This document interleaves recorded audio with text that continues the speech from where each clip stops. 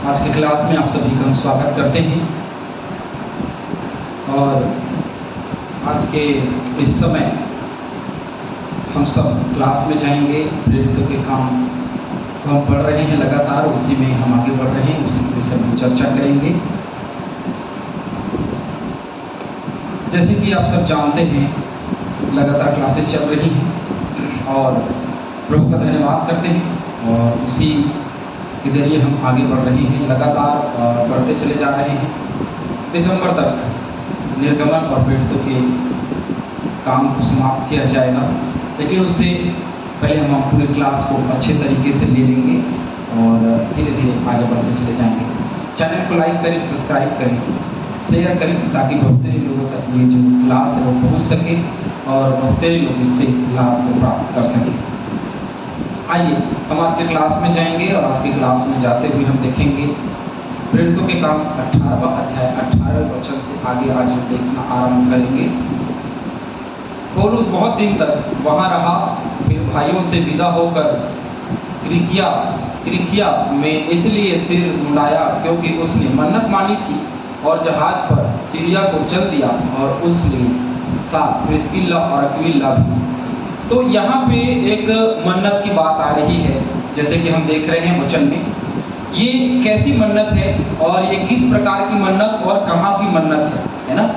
कि मन्नत मानी है कि वो सिर मुंडाए, और ये सिर मुंडाने की जो प्रथा है वो हर एक हमारे हिंदू भाई बहनों के बीच में हम देखते हैं ये चलता है। और जब कभी किसी की मृत्यु होती है या किसी की बरसी होती है, किसी की तिथि होती है या दस्तात्र होता है, तो ये प्रथा जो है वो चलती है और ये इसी प्रथा के अनुसार वो जीवन का आगे या जीवन को आगे वो लोग बिताते हैं, है ना? तो क्या हम ऐसा कर सकते हैं? क्योंकि पौलुस ने तो किया, है ना? क्या किया? पौलुस ने तो किया, तो क्या हम सिर मुंडा सकते हैं क्योंकि मन्नत मानी थी? कौन सी ईश्वर के सामने हम कौन सी मन्नत मांगते हैं, ये मायने रखता है। यदि हमने परमेश्वर के सामने मन्नत मानी कि प्रभु तू मेरी किसी भी बात को पूरा करे, बहुत विवाद है इस वचन में, लेकिन पौलुस ने मुंडाया क्योंकि उसने मन्नत मानी थी, पहले से ही कुछ मन्नत रही होगी उसकी, इसलिए उसने उस नियम को पूरा किया। ऐसा कोई नियम माने ऐसा कुछ लिखा नहीं है, लेकिन रोमियो की पत्री हम 16:1 को पढ़ते हैं। व्यवस्था में बहुत सारी बातें जिसको हम पढ़ रहे हैं, जिसके विषय में हम चर्चा कर रहे हैं, उसको देखेंगे भी हम लोग, है ना? तो रोमियो 16:1, मैं तुमसे फीबे को की जो हमारी बहन और किलिकिया की कलीसिया की सेविका है विनती करता हूँ। तो ये किलिकिया की कलीसिया के विषय में हम चर्चा देख रहे हैं। और सिर मुंडाने के ऊपर की अगर बात करें तो गिनती की पुस्तक आप निकालिए मेरे सामने, गिनती की किताब और उसका 6वां अध्याय, गिनती 6वां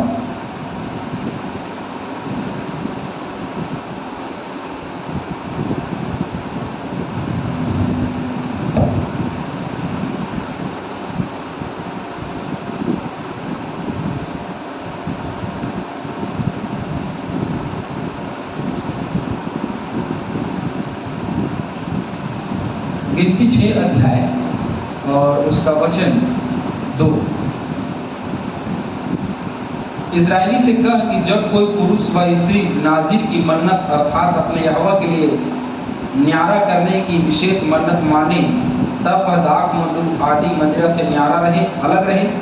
वह ना दाख मधु का ना मदिरा का सिरका पिए और ना खाए, चाहे हरी हो चाहे सूखी, जितने दिन वह न्यारा रहे, अर्थात उसने मन्नत मानी हो उस मन्नत को पूरी कर। तो ये भी एक मन्नत है कि मन्नत यदि मानी है तो उस मन्नत को पूरा करना है, चाहे वो कोई भी मन्नत मानी हो। 5वां पद हम पढ़ते हैं, फिर जितने दिन उसने न्यारे रहने की मन्नत मानी हो उतने दिन तक अपने सिर पर छुरा न फिराए, और जब तक वे दिन पूरे हों जिनमें वह यहोवा के लिए न्यारा रहे, तब तक वह पवित्र ठहरेगा और अपने सिर के बालों को बढ़ाए रहे और उसके बाद फिर वो सिर के बाल को कटाए जब उसकी मन्नत पूरी। तो पौलुस ने कुछ रहा होगा उसकी ज़िंदगी में जिसकी वजह से उसने मन्नत मानी थी, और उसके बाद में व्यवस्था के अनुसार, क्योंकि वो व्यवस्था का जानने वाला भी था, व्यवस्था को मानने वाला भी था, तो इसलिए उसने सिर मुंडाया। तो क्या हम मुंडाएं या ना मुंडाएं? हम मुंडाएंगे या नहीं मुंडाएंगे? देखिए, हमने मन्नत यदि मानी है बहुत पहले से, या हमारे बाप दादों ने मन्नत मानी, वो मन्नत पूरा करें। जैसे मन्नत मांगते हैं और कहते हैं कि प्रभु, मन्नत मांगते हैं तो बोलते हैं कि प्रभु मुझे बेटा दे, बेटी दे, या जो कुछ भी है, बच्चा चाहिए या कुछ आशीष चाहिए, नौकरी चाहिए, तो मन्नत मांगते हैं कि मैं 2 दिन का मीटिंग, 3 दिन का मीटिंग, 1 टाइम का मीटिंग कराऊंगा, प्रभु तेरे चरणों में रहूंगा, वो अपने जीवन को दूंगा। तो ये मन्नतें हैं जो मानी जाती हैं। लेकिन ये कैसा मन्नत है जो सिर मुंडाने का है? क्योंकि ये व्यवस्था को मानने वाला, व्यवस्था को जानने वाला पौलुस रहा है ना। पहले जब शाऊल था व्यवस्था का कट्टरपंथी था, ये ना व्यवस्था के लिए, तो व्यवस्था को, बातों को जानने वाला है। और ऐसे में यदि उसने सिर मुंडाया है, क्योंकि उसने पहले से मन्नत मानी थी, क्योंकि वो प्रभु यीशु मसीह को नहीं जानता था, तब से उसने मन्नत मानी है, तो उसको पूरा करना है, और उसने पूरा किया। और उसके साथ कौन कौन थे? प्रिस्किल्ला और अक्विला भी उसके साथ में। उसने इफिसुस पहुंचकर उनको वहां छोड़ा और आप आराधनालय में जाकर यहूदियों से विवाद करने लगा। फिर हम यहाँ पे देख रहे हैं, क्या देख रहे हैं कि उन्होंने वहां पहुंचकर उनको वहां छोड़ा और आप आराधनालय में जाकर यहूदियों से विवाद करने लगा। अब फिर इफिसुस में वो आराधनालय गया, पहले भी गया, अभी भी गया, और वहां जाकर के फिर से यहूदियों से वाद विवाद करने लगा। जबकि इसने पिछले दिनों में सोचा था कि मैं जो हूँ, मैं यहूदियों के बीच में जाकर के सुसमाचार का प्रचार नहीं करूँगा। लेकिन एक बार फिर से हम देख रहे हैं कि वो यहूदियों के बीच में जा रहा है, यहूदियों के बीच में जाकर के सुसमाचार का प्रचार कर रहा है।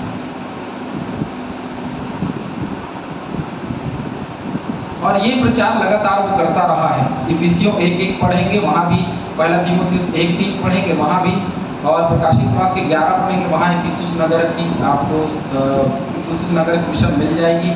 और पहला कुरिन्थियों 15:32 हम पढ़ते हैं। पहला कुरिन्थियों 15:32।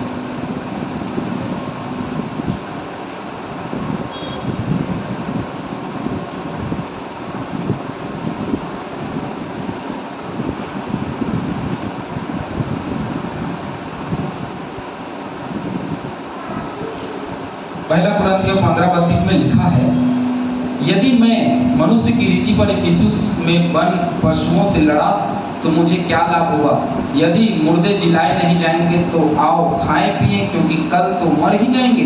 धोखा न खाना बुरी संगति अच्छे चरित्र को क्या कर देती है? बिगाड़ देती है। तो बुरी संगति नहीं, एक अच्छी संगति में वो आगे बढ़ता रहा, और वो अच्छी संगति की वजह से लोगों से वाद विवाद करता रहा और लोगों को सिखाता और बताता रहा। 20वां पद जहाँ लिखा है, जब उन्होंने उससे विनती की हमारे साथ और कुछ दिन रह, तो उसने स्वीकार ना किया। वो लोग चाहते थे, इफिसुस नगर के लोग, कि पौलुस जो है उनके साथ में थोड़ी दिन रहे, वहाँ पे ठहरे, लेकिन उसने इनकार किया और वो वहाँ रहना नहीं चाहता। आगे, परंतु यह कहकर उनसे विदा हुआ, यदि परमेश्वर ने चाहा तो मैं तुम्हारे पास फिर आऊँगा। तब वह इफिसुस से जहाज खोलकर चल दिया। अब इफिसुस से वो जहाज खोल करके वहाँ से चला गया, क्योंकि उसकी मन्नत पूरी हो गई, उसने अपनी मन्नत मानी थी, उसको पूरा किया। उसके बाद में यहूदियों से वाद विवाद करने लगा, वाद विवाद करते हुए वहीं रहा, और कुछ दिन और रुक जाने के विषय में उसने चर्चाएं की उन्होंने पौलुस से, लेकिन उसने मना किया कि मैं नहीं रहूँगा, क्योंकि मुझे आगे काम है। और बहुत स्वाभाविक सी बात है, फिर वहाँ से चला गया, लेकिन वो ये कह कर गया कि मैं फिर आऊँगा। मतलब पौलुस की तीसरी यात्रा संभव है ना। और हम देखते हैं कि तीसरी यात्रा भी उसने की, तो उसने मैं फिर आऊँगा कह करके वहाँ से विदा लिया और कैसरिया में उतर कर गया और कलीसिया को नमस्कार करके अंताकिया में आया। ये सीरिया गया, और सीरिया हमने पिछले दिनों पढ़ा है, फिर से उस पद को पढ़ने की जरूरत नहीं है। और कैसरिया गया, कैसरिया में उतर करके, अर्थात यरूशलेम को कैसरिया में उतरकर यरूशलेम को गया और कलीसिया को नमस्कार करके अंताकिया गया। फिर से वो यरूशलेम गया, यरूशलेम से वो कहाँ गया? अंताकिया चला गया। तो इस प्रकार से हम पौलुस के द्वितीय यात्रा को देख रहे हैं। कुछ वचनों को हम देखेंगे। रोमियो 1:10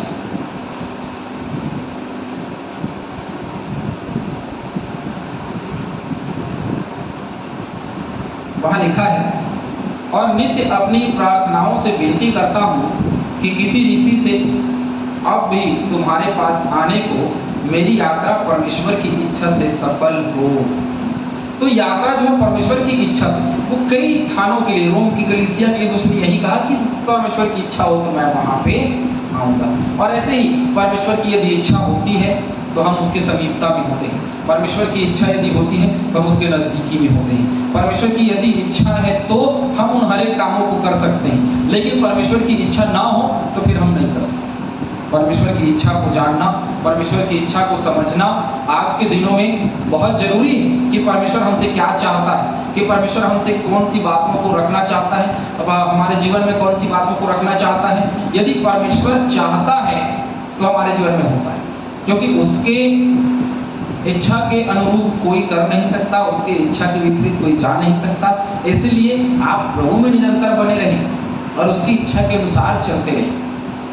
23वें पद में लिखा है, फिर कुछ दिन रहकर वह वहां से निकला और एक ओर से गलातिया और फ्रूगिया प्रदेशों में सब चेलों को स्थिर करता था। एक बार फिर से हम देख रहे हैं, गलातिया गया, एक बार फिर से फ्रूगिया गया। फिर से इसका ध्यान करने की जरूरत नहीं कि हमने पहले कर रखा है। गलातिया कहाँ है, फ्रूगिया कहाँ है, वहां उसने क्या किया।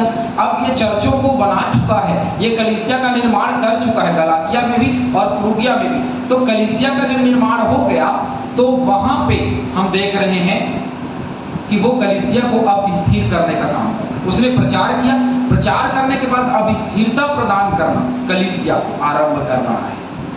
हम भी कलीसिया को स्थिरता प्रदान करें और स्थिर करें। ये हर एक पासवान, हर एक सेवक, हर एक दास गणों का ये काम है। Hallelujah, hallelujah. जैसे हम सेवा में आगे बढ़ेंगे, याद रखना आप लोग कि कभी भी इस चीज को आप याद रखिएगा कि कभी